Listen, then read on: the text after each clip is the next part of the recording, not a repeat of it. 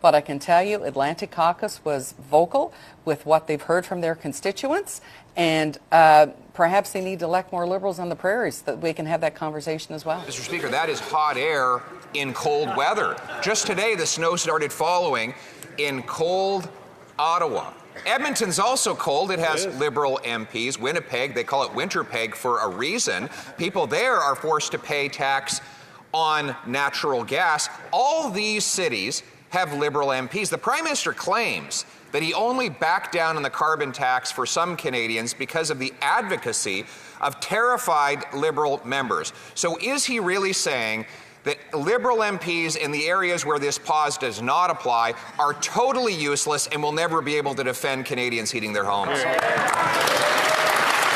Mr. Speaker, the Leader of the Opposition knows that Canadians who live in jurisdictions where the price on pollution applies get over $1,000 a year from the Government of Canada to fight climate change. When it comes to the Conservatives, they want to take that $1,000 out of the pockets of Canadians, Mr. Speaker.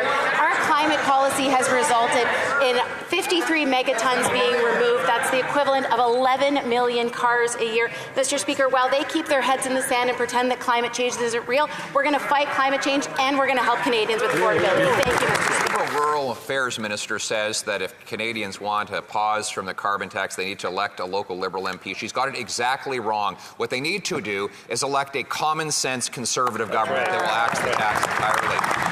This is not only hurting the pocketbook of Canadians or forcing seniors to choose between eating and heating. Now, Saskatchewan, Alberta, BC, and Ontario are asking for similar breaks. In fact, the Saskatchewan government is refusing to collect the tax on the utility. Does the Prime Minister realize that he is not only bankrupting Canadians and leaving them in the cold, he's actually dividing our country?